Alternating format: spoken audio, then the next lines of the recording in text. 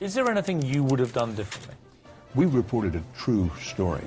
Our colleague Brian Williams is back in Kuwait City tonight after a close call in the skies over Iraq. Controversial Supreme Court nominee Brett Kavanaugh and questions about Kavanaugh's drinking in the past. Sean Hannity, come on up, Sean Hannity. Today, Andrew Cuomo is having a moment. Hi, I'm Chris Steyerwalt. And I'm Eliana Johnson. Welcome to Ink Stained Wretches, where we break down what's going wrong and what's going right with the American news media. Eliana Johnson, we missed you. Josh Crosshour was great. It was great to have him, but we missed you, so welcome back. Thank you. I'm happy to be back, and we will have another guest episode next week when you are off. So welcoming lots of guests into the show. It's super exciting. But for this week, same old. Same old. It's good, though. It's good to have you back. I hope you're having a pleasant Passover. I'm very happy to be back and had a great Passover. Oh, that's fantastic. Yes, thank you. And I'm gearing up for Easter, which, of course, will be celebrated with spectacular quantities of roast meat. Every occasion is a good occasion. What kind of meat? We're going to be doing the standing rib. That's what's up for us.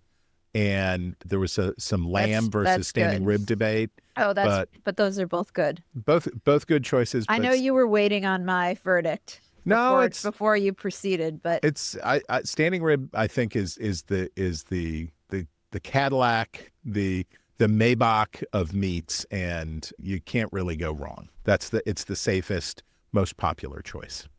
All right, should we get to our front page? Do it.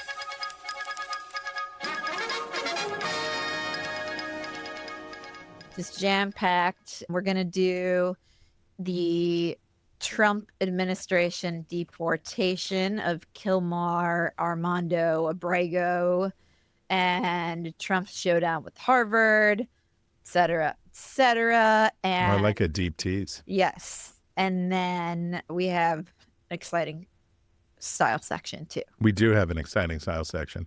All right. But first, let's start with the latest in the Abrego deportation.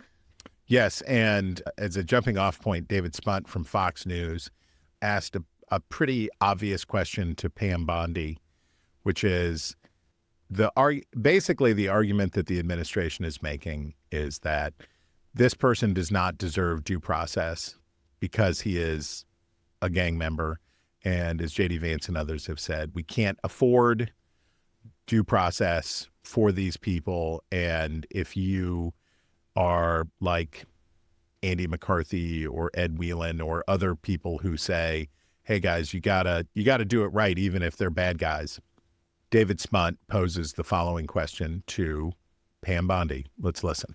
And then my off topic, big topic over the past few weeks, Kilmar Abrego Garcia in Maryland.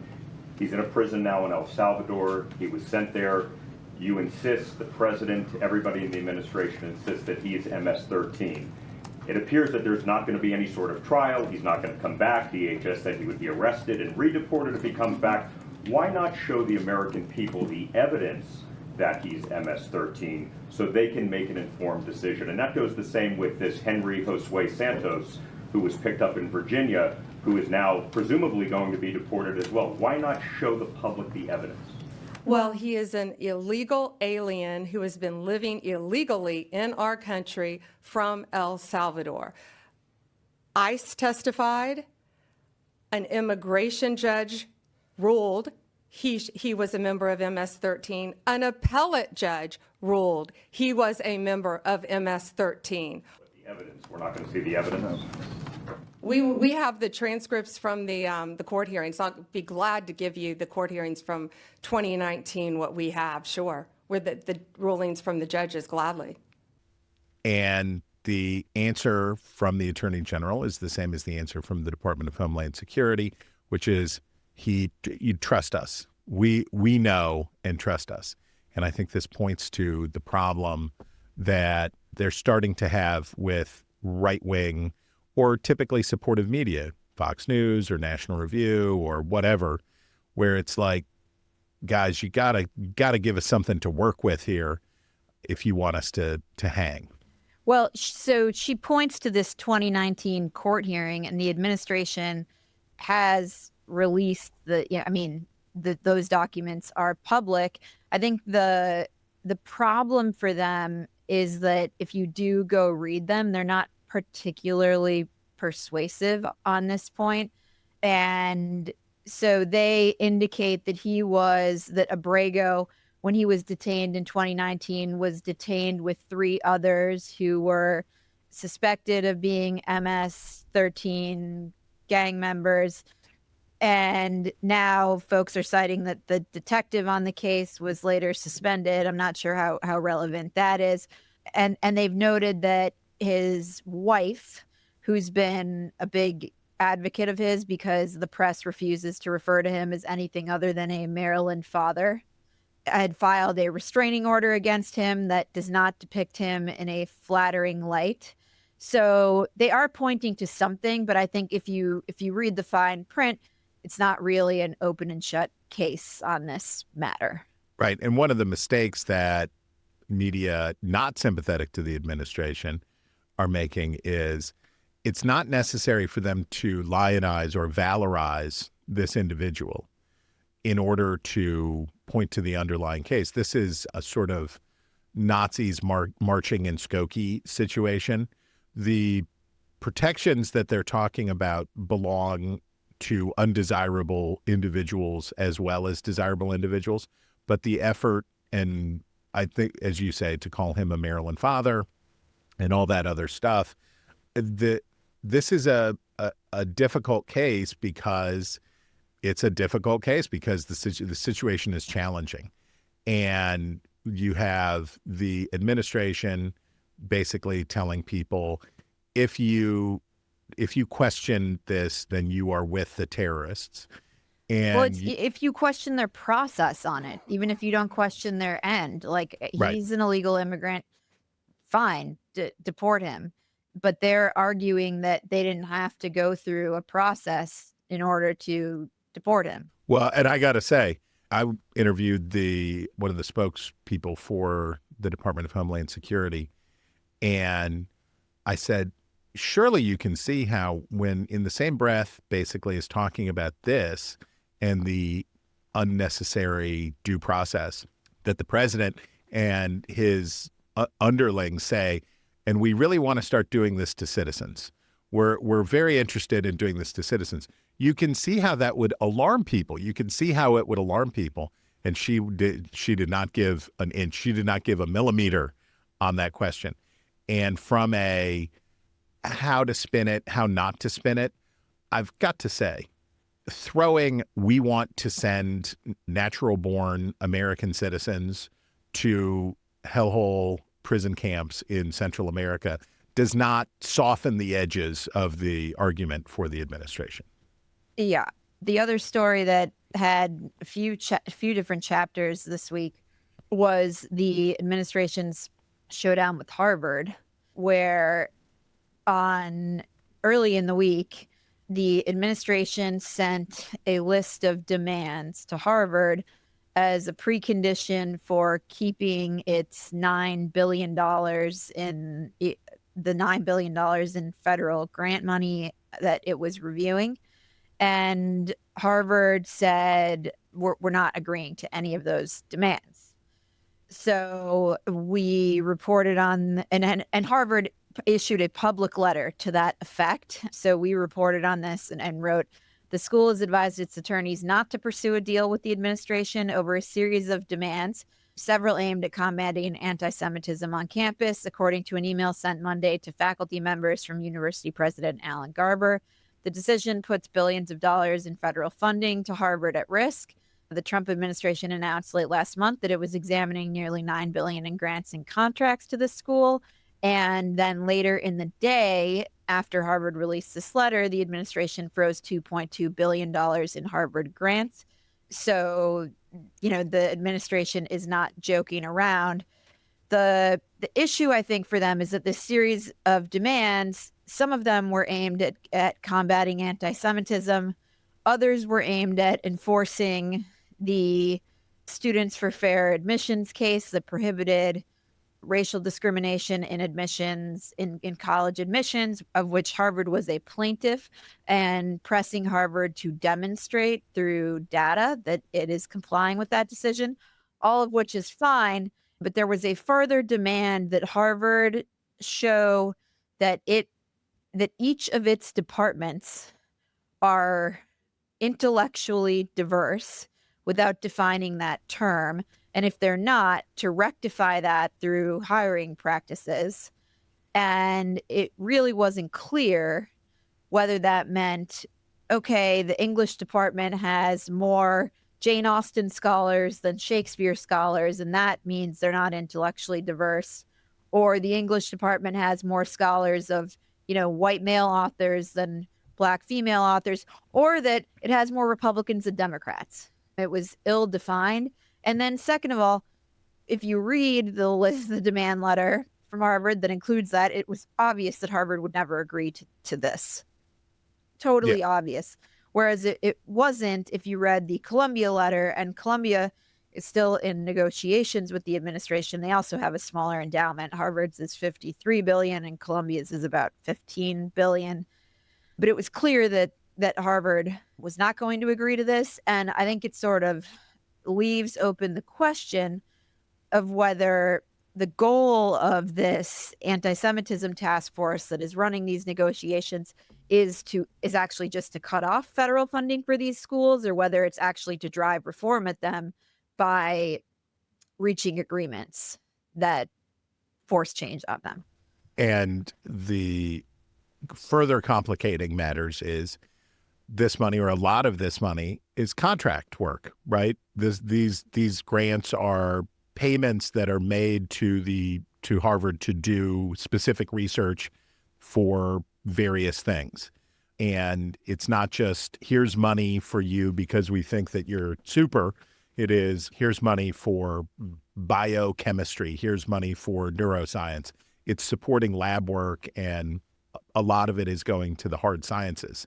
So I assume that we're going to get legal tests on, because we're going to litigate. This country is going to spend a lot of the next year waiting for Supreme Court decisions on a lot of these issues. I would imagine that we're going to have a lot of legal tests around the question of, can the federal government invalidate a contract with these institutions on the grounds of anti-Semitism? I totally agree. These things will end up in court. And the thing that will surely end up in court is that the administration has taken this a step further to announce that it is asking the IRS to revoke Harvard's tax-exempt status, which would, Harvard has a big endowment, but it has that in part because people can make donations to the school that are tax exempt, and revoking that tax exempt status would really hurt its ability to raise money from wealthy donors who want to make these contributions on a tax deductible footing.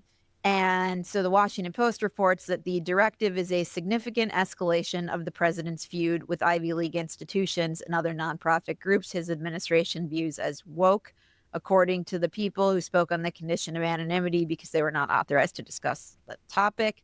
The tax-exempt status is available to charitable, religious, and educational organizations, as well as social welfare groups, but the organizations must adhere to tax laws that prohibit them from engaging in certain political activity.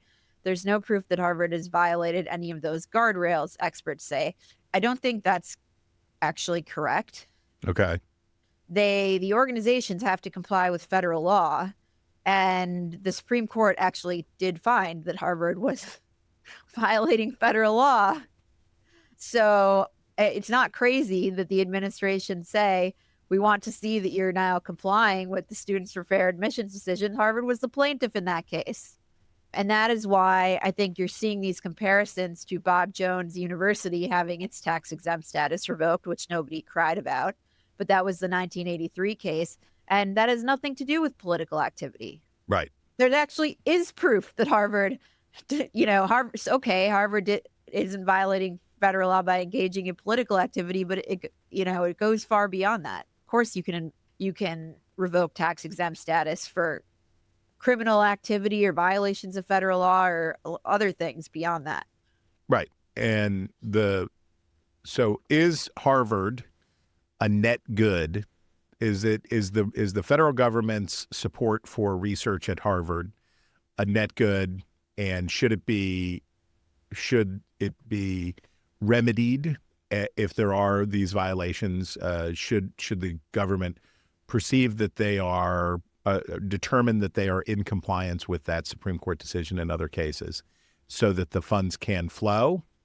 Or is this just an attack on Harvard, period? And what I sense in a lot of things that this administration is doing, I am sure that there are sincere concerns about the anti-Semitism at Harvard, but it feels like a lot of this is, we're going to go beat up on the institutions that we think are opposed to us, and we're going to go beat up on institutions that we think are woke and part of the overall societal problem. And Harvard would be number one, right? It's the capital of the elite academy institution. No offense to Yale. It's number one. And I think this may be more about that than it is about anything else. Well, yes and no, in that they are also targeting Columbia, which, if you were going to pick just the most highly recognizable elite schools, you'd go after Harvard, Yale, and Princeton. They're going Right. after Harvard.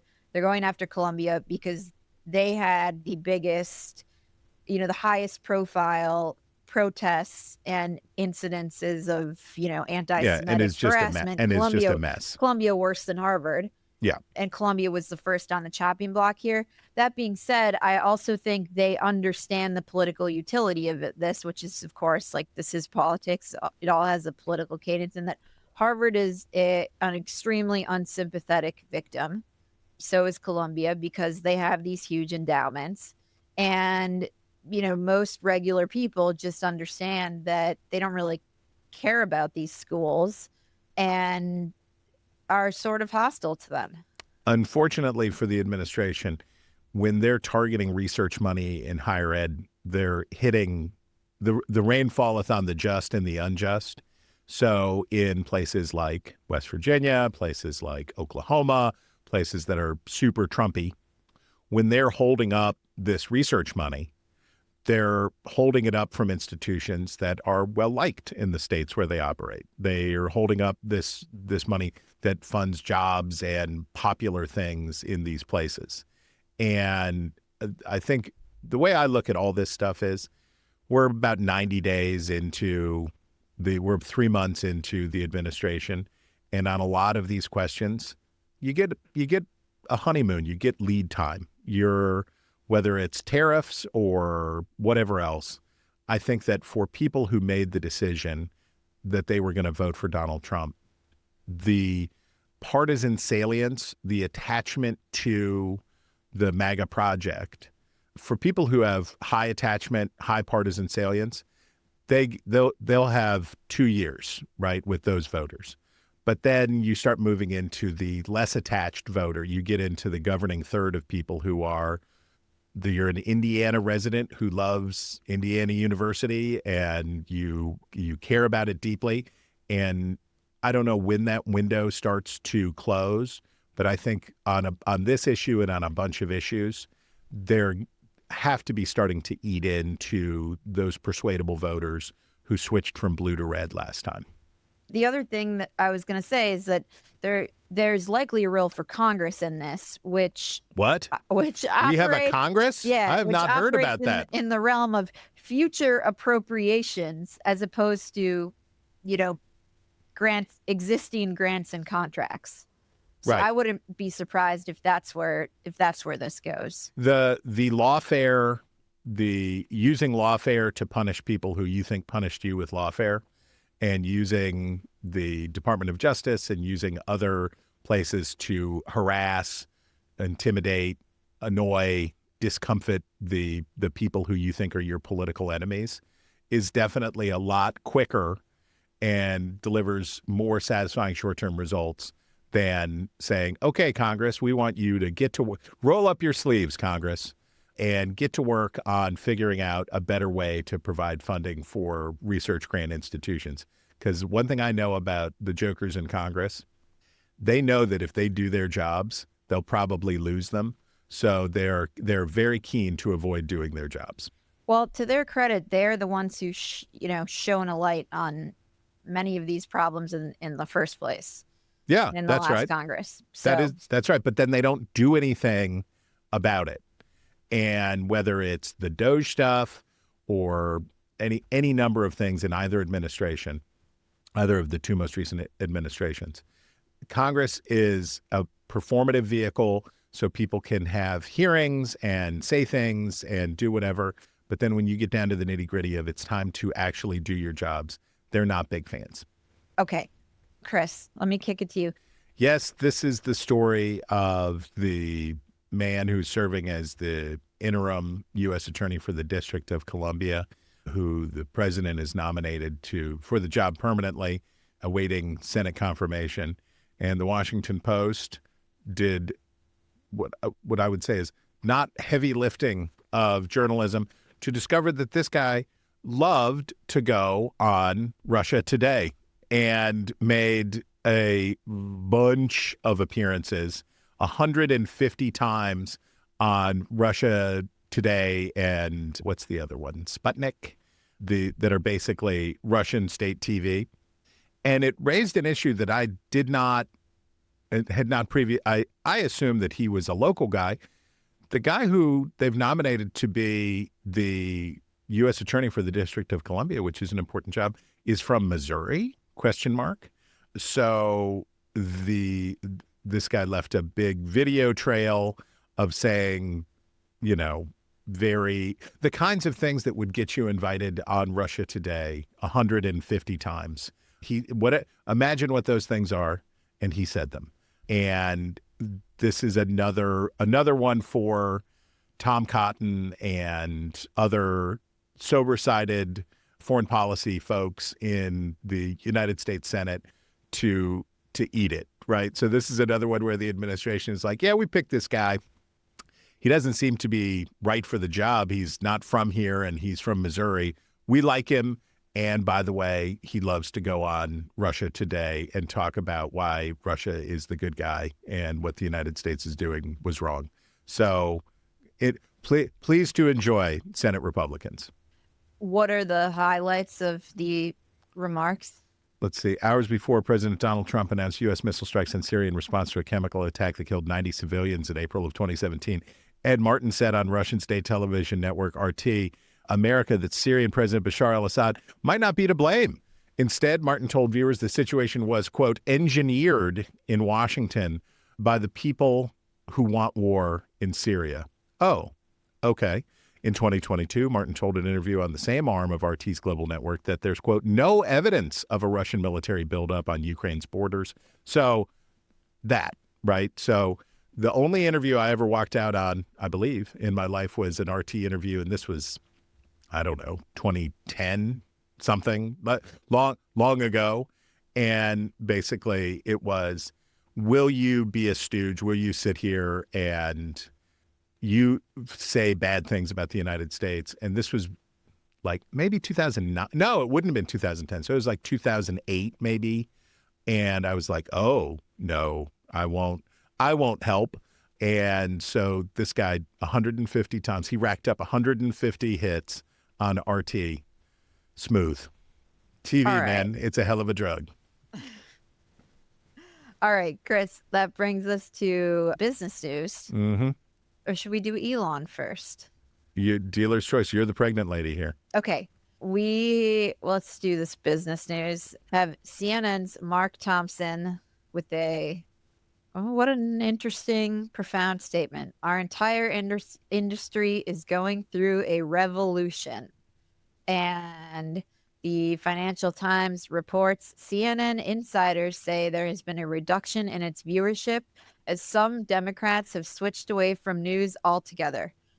Thompson has told staff CNN's share of the cable audience increased in 2024 compared with 10 and 20 years ago, but that the quote, pie overall is becoming smaller for linear cable TV as more viewers switch to digital alternatives.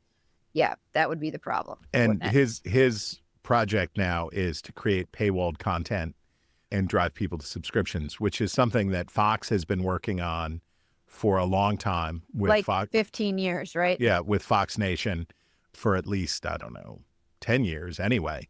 And the idea that you've got to get people to be digital subscribers is increasingly at the core of all of these business models. CNN's success as a website that also supports a television network has been that it was free and quickly updated. And this is the challenge that faces the industry generally. So what's the best way to get people to subscribe and pay money, which is be tight affinity, right? Give them exactly what they want with very specific stuff. The New York Times has been extraordinarily successful as a general news source, but they augment that with their games and with cooking and with and sports, with affinity kinds of products to keep people attached that aren't news. CNN, if CNN is trying to create a subscription model based on general news and being a trustworthy news service, we don't have a lot of evidence about that people will pay for that. And the incentive, unfortunately, may be to become more siloed, more partisan. Yeah, they turned away from the Jeff Zucker model of, resistance journalism, which, gave them ratings in the first Trump term, in which, a certain segment, the New York Times segment of the population really likes. And so now it's still left leaning, but there's not that much of a. Well, CNN went on a similar journey to the Washington Post, which is exactly the New York Times and MSNBC had their respective audiences, lots of overlap between the two, certainly for shows like Morning Joe, but they had those audiences. The Post and CNN each made a run at those audiences with some success when there was high intensity outrage, resistance, and all of that was happening in the first term. But what Thompson is acknowledging here is that it's not that way right now. And whether or not whether the Post can figure out a new footing, whether CNN can figure out a new footing is a very, very much an open question. All right, Chris, we got to talk about the Wall Street Journal blockbuster on Elon Musk. The only reason this is not my favorite is that I didn't want it so late in the show because I want to talk to you about it. I am gobsmacked by this piece. I am utterly gobsmacked. So the headline is the tactics Elon Musk uses to manage his, quote, legion of babies and their mothers.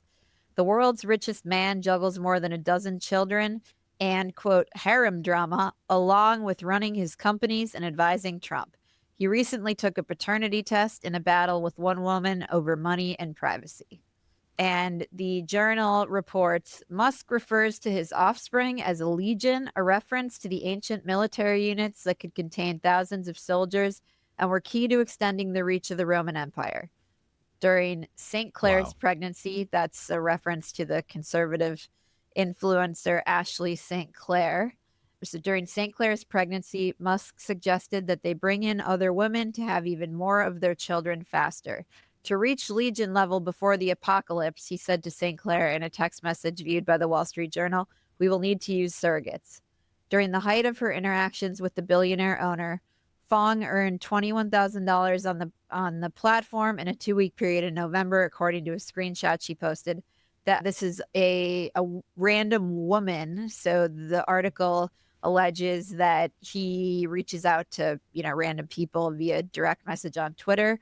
So one of them, earned $21,000 on the platform in a 2-week period in November, according to a screenshot she posted. That was about when Musk sent her a direct message asking if she was interested in having his child.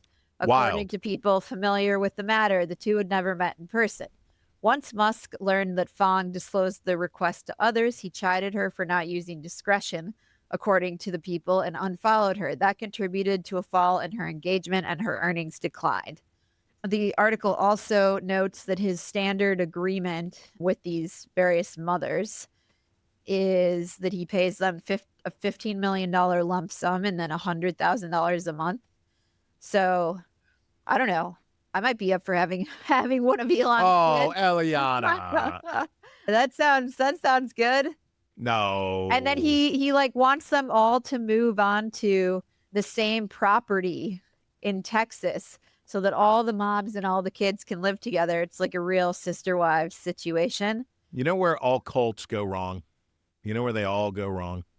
Is that they start sleeping with the participants. And this is to me like a real cult. This is a real David Koresh situation. I could not believe it.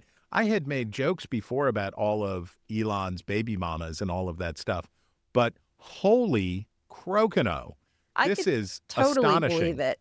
Well, I mean, I believe it. I believe the reporting, but it is, again, I am simply gobsmacked. And I would like to say, for the natality, the pronatal movement out there, treating women this way probably does not make more women say, I'm excited about having more children. Being treated like a Holstein to produce offspring for the betterment of human society does not strike me as a way to get more gals to say, hey, I'm interested in the pronatal movement. Jeez Louise.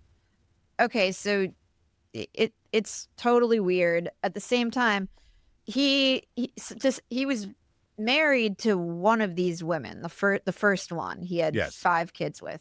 The other ones, I don't think he's ever gotten married to, and certainly he's kept the one around that the piece describes as sort of the Siobhan Zillis, the alpha, who works at one of his companies. But it's at this point, it's like these women know exactly what they're getting into. Yeah. If someone just messages you, DMs you on Twitter and says, "Do you want to have my kid?" Like, you know exactly what the situation is going to be. And so I would say neither party, neither side of the arrangement in these pieces comes out very sympathetic at all. I'm not saying there aren't women who wouldn't take money to be the breeding stock for a Martian expedition. I'm not saying there aren't any. I'm saying that here's the motif that I have noted of late. When I'm told that tariffs will produce a surge in masculinity because now more women will be able to stay at home, I think, has anybody checked with the women? Has anybody talked to the gals about whether or not they would like to not work and whether that's what they're into? Many might, and many do. In fact, many do choose not to work, but there are many who might not like that idea. And I feel like the bro-ishness of all of it and it's just. But I haven't even heard that argument, so I guess I haven't been included in these conversations. You need to check. You need to check out the masculinity movement and how tariffs will make men manlier, and then the gals will be staying home and raising the children. And basically, what we need to do is make the country less wealthy, but then we will value and prize the correct things: women staying at home with children. And I guess men working until they die in a plant or a coal mine somewhere. And they're talking, again, it's a very online, it's a same but even more intense version of what we saw at the beginning of the Biden administration. The conclusion that these very online weirdos speak for large numbers of people, and that what they want is reflective of some overall mandate or what people want or something else.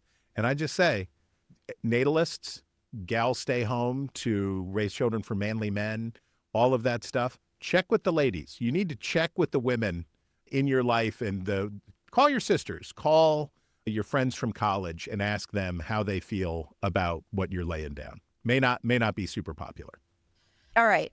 Oh, Chris, before we get to probably my favorite topic of the week, which was the wonderful, Jeff Bezos sending Lauren. Amazed. Speaking of weirdos, space, but you had flagged this next item. So watching the Josh Shapiro story play out, I found a really interesting media story. So I included Dan Muser, the Pennsylvania, I think he's from Pennsylvania. Yeah, Pennsylvania congressman so you have this, I found stunning attack on Josh Shapiro on Passover. This crazy person, apparently mentally unwell person, firebombed part of the governor's mansion. Fortunately, Shapiro's family was not, they were able to be evacuated before the fire was a direct threat to them. So you have this go down, and then you watch and see who's going to be defensive, who's going to act defensive about this, and who's going to be weird about it. And it seems like and I don't know, maybe I don't know. It seems like that anti-Semitism has got to be part of this story, and that this guy announced that the guy called 911 and said he did this because he was angry about Josh Shapiro's treatment of the Palestinians, and he read a whole bit about that. So if you are concerned about anti-Semitism in the United States, you don't have to take seriously the beliefs of an obviously unwell person, or what appears to be an obviously unwell person. I mean, take a look at the guy. Right. And unwell people are unwell people, and we don't have to wrestle with their allegations. But certainly you'd say that this is part of a larger issue that we are having, the one we were talking about with Colombia and elsewhere, that anti-Semitism is something that we're going through, that we're dealing with right now. And to me, just as a matter of political spin, I would have thought for Republicans, this is an easy one, right? You say, we denounce, this is wrong, but many or some aren't. And Pam Bondi said she would not open any sort of domestic terrorism investigation. We're not looking into that. We're not interested in that.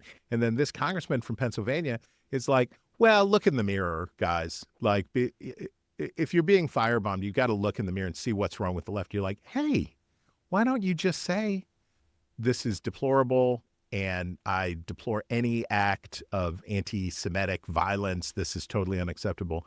I frankly do not understand why, for an administration and a party that is using anti-Semitism to great effect to go after Harvard and Columbia and do all of this stuff, why not just say, we stand with Josh Shapiro and we stand against anti-Semitism? The partisanship of it defies even what would be a politically useful approach.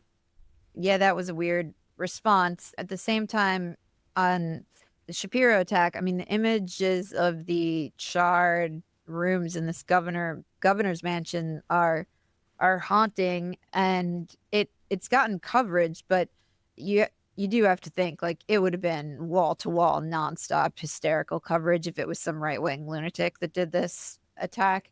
And it's been the news coverage has been more muted, I think, because it's sort of awkward for the left, and that it was some, to the extent we can put political motives on the guy. He was obviously anti-Israel, but appears to be like some left-wing, mentally ill, crazy guy, and so they just sort of like awkwardly walked past it.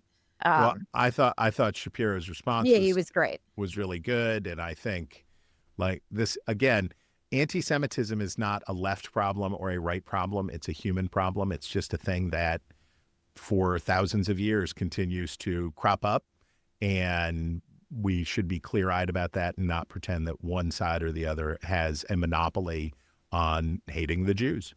Okay, you got to talk about this Blue Origin space flight in which 5 minutes on a Roomba, Jeff Bezos shot into space. Just I have not seen a coverage explosion as stupid as this ever. Maybe they were in space for, was it 5 minutes? Is 11 that right? minutes. 11 minutes. It was an sent autonomous Lauren vehicle. Sanchez and Katy Perry and Gayle King out into space, which, I mean, their commentary about it was amazing. Again, we put you in a space Roomba. We shot you up into space for a minute, and then it came back down. You didn't do anything. You sat in a tube and then were returned to Earth. I'm happy they got to do it. I think it's super that they got to do it. But the amount of coverage, the celebrity-obsessed, dumb coverage of America's media is just, this proved to me that there is no kind of celebrity coverage dumb enough to fall beneath the level of interest of the media when they can say, ooh, I think we can show pictures of Katy Perry. And by the way, the astronaut suits, real professional, real impressive that it was not like big, dumb, bulky spacesuits. It was like a fashion forward. It was just, this whole thing was, what a spectacle. What a spectacle. Oh, and the interviews with them afterwards were amazing. And then Bezos falling on his face when he was running out to the spaceship to greet Lauren Sanchez was also amazing. So the New York Times piece, One Giant Stunt for Womankind, Blue Origin's all-female flight proves that women are now free to enjoy capitalism's most extravagant spoils alongside rich men. Really? So to get there, Amanda Hess, cultural critic, has to say, so it's dumb and it's a stunt, but here's how it is actually a girl boss move, because now the conspicuous consumption of dudes can be enjoyed by, checks notes, their girlfriends. Oh, well, in that case, then I guess this is a female empowerment thing. What? Woof. And then Sanchez said when she got back, you look at Earth and you're like, we're all in this together. Like, all I could think about it was, we're so connected, more connected than you realize, because you just see right there. You see, like, states. All these things that like divide us, but we're not divided. And then she teared up and attributed her emotion to, quote, all the love that was in that capsule and all the heart and the feelings and all the things. All the things. And then Gayle King said that traveling to space for 11 minutes was, quote, such a reminder that we need to do better and be better human beings. It's so nasty and so vitriolic nowadays.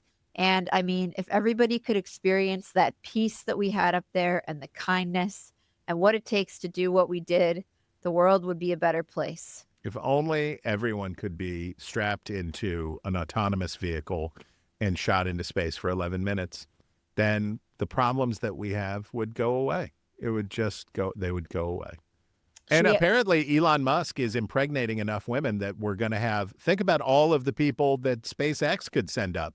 There's a no limit to the number, apparently, of women that Elon Musk can impregnate and send into space. So keep up the good work. Chris, that brings us to our facile file.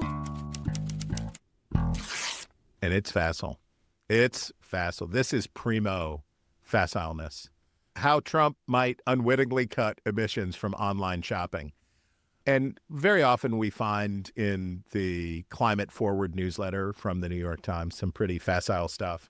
But fast fashion's retailers rely heavily on shipping by air. The president's tariffs could change that. Go on. Fast fashion giants like Shein and Temu have been doing booming business in the United States in recent years, in part because of the tariff exemption that's helped to keep prices low on packages shipped from China. Now President Trump has ordered the loophole closed as part of new tariffs, starting with packages from China and Hong Kong. It could have the effect, probably unintended, of putting a dent in global air freight emissions linked to the fashion industry. Do you know what else would reduce carbon emissions from fast fashion shipments? If a meteor crashed into Nebraska and destroyed human life in the Western Hemisphere, emissions would go way down. A global recession, if we had a crippling worldwide depression, the carbon emissions from Temu would be basically zero. We could zero them out.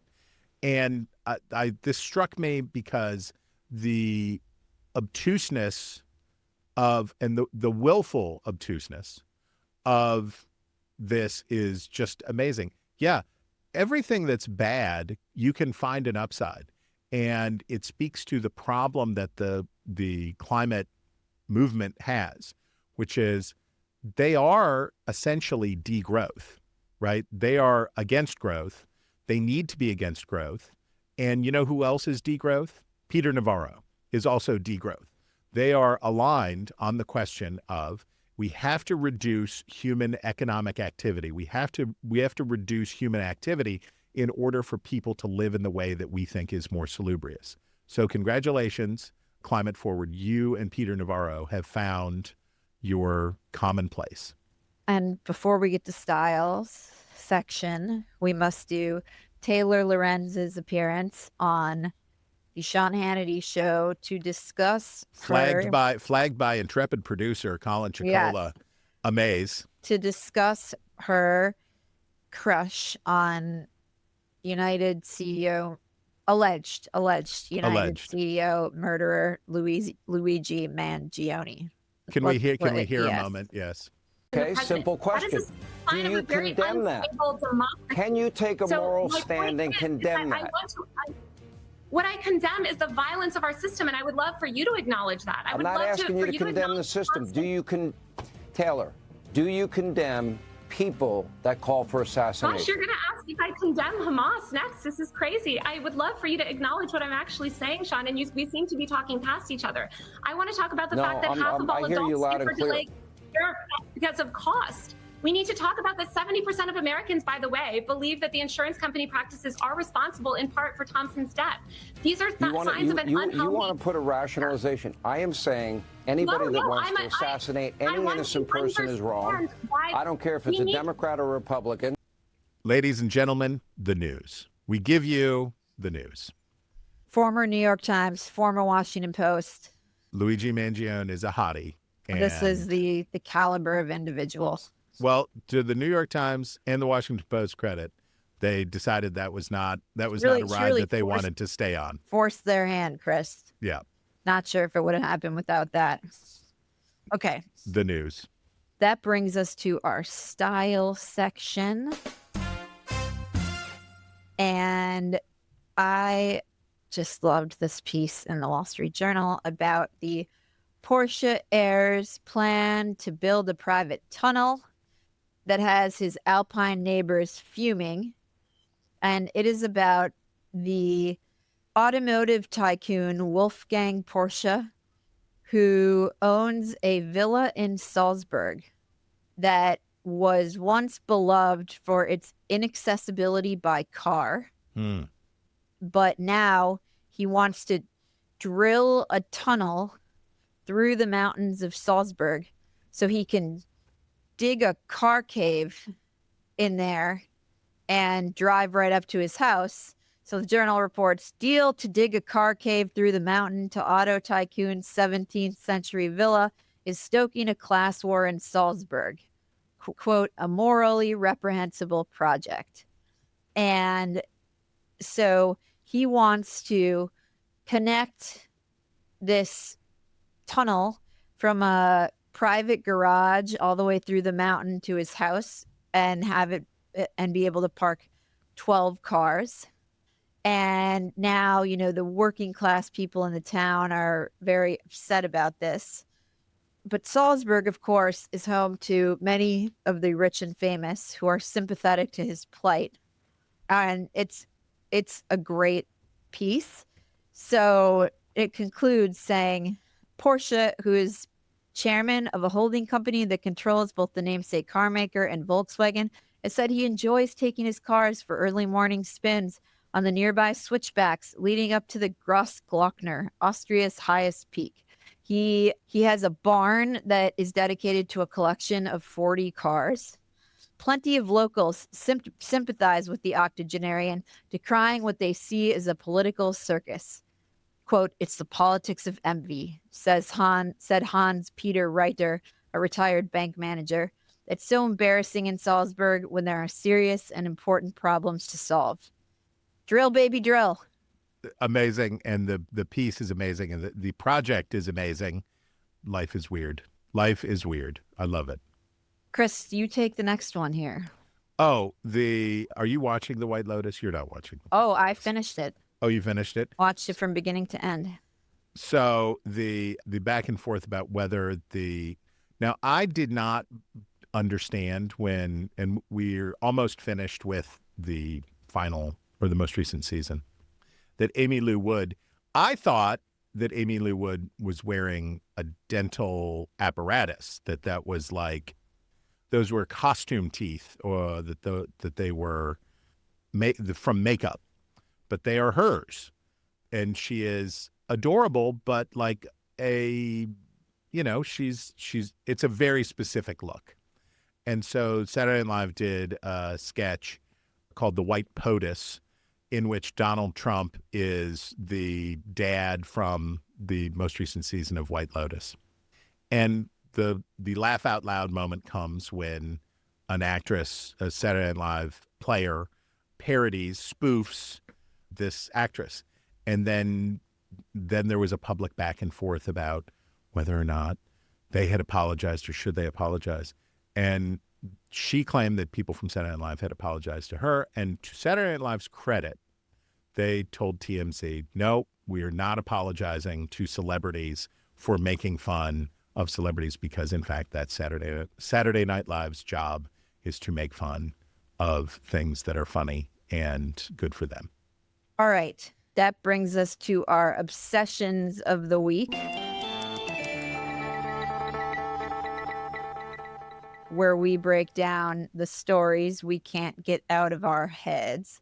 And Chris, mine relates to one of the first points you made, which was that the mainstream media, with regard to these deportations, both of Kilmar Abrego and Mahmoud Khalil, they can't find this medium of saying, these are probably bad people, probably shouldn't be in the country, but the process may not have been great here. In the case of Khalil, the courts have actually sided with the Trump administration on all of this. So NBC News does this piece yesterday. The headline is, government's case against Mahmoud Khalil is reliant on tabloid accounts. Review of evidence shows. And then you look into the piece to see, well, first of all, what's a tabloid? And the tabloid, they say, they object to the government's reliance on a New York Post article and a Washington Free Beacon article that said Khalil had been the spokesman for a, quote, radical group, Columbia United Apartheid Divest. Okay? Okay. Now, the article doesn't actually say that that's incorrect. They say Khalil was a negotiator and spokesperson for the Columbia University student protesters, which included CUAD among a coalition of groups at Columbia participating in the on-campus actions. Quote, they quote some guy. There's no pro-deportation voices anywhere in this story. It's just his lawyers, PR release from his lawyers. CUAD is a collection of organizations, and there is no individual membership. So the allegation would be completely meritless, even if all the government's evidence were not from a month after Mahmoud submitted his application, his lawyer said. So they basically are giving air to this objection that news reports saying that he was the spokesman for this group came a month after he submitted his application for permanent residency, as if the claim that he did these things doesn't, long predate that, refer to actions taken long before that. But what I was so amused by is that at the Beacon, we've broken probably the biggest stories on Columbia, from the resignation of its former president, Minouche Shafik, to the text messages of administrators that led to 3 of their resignations, et cetera, et cetera. And because NBC News is so dug into its own ideological niche, they're forced to, poo-poo and denigrate the publication, and the article never gives the other side of anything. So I read this from a total point of amusement about what is wrong with the mainstream media. Well said. Well done. My obsession. Do you remember when the Obamas signed a deal with Netflix? Yes. How could I forget? Obama signed a deal with Netflix. Critics said, "Oh, it's payola, right? They did favors for your people, and now you're getting favors from them." Maybe, fair enough, right? Or when Hunter Biden had his art show, and people, including me, rightly said, "Gross, dude. The value of your art is definitely related to the fact that people can pay you money to get access to your dad and be friends with your family." It was an extension. I'm no judge of Hunter Biden's art, but I can say that from an ethical standpoint, it was gross. So I flagged two pieces. One, an announcement that the Salem Media Group has struck a deal with both Donald Trump Jr. and Laura Trump. Quote, "The strategic transformation cements Salem's emergence as the upcoming platform for conservative content across broadcast, podcasting, digital, and on-demand, a full-spectrum media ecosystem built for today's America. Pursuant to the deal, Salem acquired a 30% stake in, what is that, MXM News, a mobile news aggregator app co-owned by Mr. Trump Jr., and entered into a long-term service agreement under which Mr. Trump Jr. and Salem will work together to develop a series of high-impact promotional and growth initiatives." Now, I'm open to the possibility that for Salem's right-wing audience, that they will like content that the Trump family produces because they probably like the Trump family, in the same way that there are probably a lot of people who watch Netflix who like the Obamas. I'm willing to buy that such relationships can be in the mutual self-interest of both parties. Absolutely. There may have even been people who really liked Hunter Biden's art and just sincerely couldn't help but buy Hunter Biden's art. I'm open to those possibilities. Skeptical, but open. But how about this one? This is Warner Brothers. This is in a New York Magazine piece. Warner Brothers asked Trump's or people in Trump's orbit how to improve their relationship. Trump's people pointed to the $40 million that Jeff Bezos paid for Melania Trump's documentary and suggested giving Donald Trump Jr. a discovery hunting show and putting more Trump voices on CNN. It's a really good model. Gross, right? This is the amount of, and my colleague Tim Carney here at the American Enterprise Institute has done good work on this, and there's lots of good work to be done. Lots more good work to be done. Gross, right? This is not different from, I'm going to buy Hunter Biden's art in hopes that Donald Trump or that Joe Biden looks more favorably on me. This is like woof. And to Warner Brothers and to Amazon and to others, if you're paying for this level of access, I understand why you think it's in your narrow interest to do that. But from a corruption standpoint, this is bananas, right? I'm being regulated by you. And by the way, the president has asserted that he has direct control over the decisions of the Federal Trade Commission, of the Federal Communications Commission, of every agency, every alphabet soup agency, that he has direct control over those things, that the Humphreys executor decision is void, and that he has direct executive authority over every regulatory agency in Washington, D.C.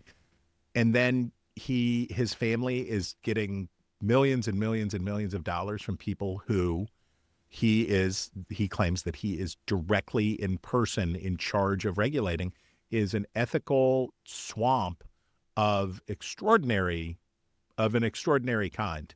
And everybody who complained about Hunter Biden, just watch this. You just pay attention to this. And I would quote our friend Megan McArdle to say, behold the amazing power of the word and. So it can be true that what Hunter Biden did was gross, and what's going on with this is also gross. You don't need to pick. You can say that both are gross. Yeah. I mean, this is kind of worse than the individuals buying art, in that it's entire companies as opposed to individuals trying to curry favor with the White House, unless the individuals were the CEOs of companies, which I don't believe they were. But right, the scale here, donors seeking access. But this is on a different level. The scale here is astonishing, and again, the theme is the administration is asserting lots of new executive authorities. If you want new executive authorities, please be good at exerting those authorities. Claiming broad new executive authorities in conjunction with ethically obtuse actions or sloppy work or a refusal to grant due process or all that other stuff, those two things cannot coexist. All right, Chris, that brings us to reader mail. And we have a note from Chris McNutt in Washington State.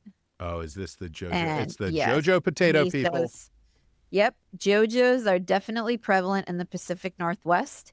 I can't speak to their familial migration, but speaking as a 49-year-old Washington native, they were there my whole life. I would add they are widely available and not just from a defunct corner store. Whoa.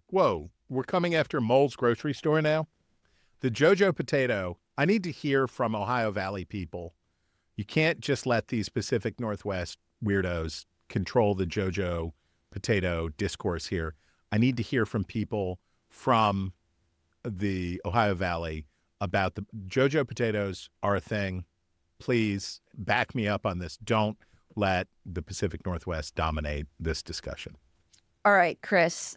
Next, we have a note from David Smith in Warrenton, Virginia, who says, Dear Eliana and Chris, what do you do when you are interviewing a politician or member of the cabinet and he is clearly filibustering a question because he's wagering that if he dishes out enough word salad, you will move on to the next question? Should you move on because you have a list of topics to get to and only so much airtime? Or should you sacrifice the other topics and stubbornly but politely stick to the question until he says something true or at least interesting? I understand that this is a judgment call, but what public good is served by a non-answer to a question on an important public policy issue? Thanks, and keep up the good work. I feel seen, David Smith. This is something I wrestle with every week on the Hill Sunday, and the question of how hard do you push back? I referenced earlier in the show, I was interviewing the spokeswoman for the Department of Homeland Security, and we only ended up really getting to one topic because the topic was due process, and it was a short interview. She was only available to us for 5 or 6 minutes, I think. And we were just talking about due process, and we were talking about deportation and reportation, and that was it. And so I think the way I look at it is this. If I'm asking a lawmaker, lawmakers are different in this sense that I'm asking them what they think and what they're going to do. So if I say to you, if I'm interviewing the chairman of the House Budget Committee, and I say, okay, the facts say X, you say Y, please explain. Then he should be allowed to explain why he thinks the way that he thinks. And I can follow up and say, well, you didn't really address this question, though. What about this? So then I can redirect and I can offer another fact that cuts against the argument that he's making. But if I'm asking people basically what their opinion about stuff is, then I'm going to just let them offer their opinion. If you're talking to somebody about something that they're doing or that they have the power to control, their vote or an administrative action by an agency, then I think you have to lean in harder. But my perspective, so if you're doing it if you're writing it, it's different because it's more iterative and you can go back and forth and back and forth. And, well, let me ask you about this and all that stuff. If you've got 7 minutes in a television interview, I think you can ask it twice and then you move on. because if Chris Wallace had a great trick, which was he would say, I'm asking you the question, I'm asking it to you again. And then he would say, and I don't have the brass to do it. He would say, well, I can tell that you're not going to answer that question, so moving on. But I don't think there's anything to be had in doing the Sean Hannity, Taylor Lorenz, like, we're just going to chase each other around this track and I'm going to badger you and you're going to not answer my question. I don't think that sheds any light. But I will say it's hard. It's hard, and I've been doing this show for a year, and I think I'm better than I was when I started, but it's a challenge every week. I largely agree with you. You can impose a cost on them by drawing attention to the fact that they are unwilling to answer the question, but you can't make them say something true or interesting.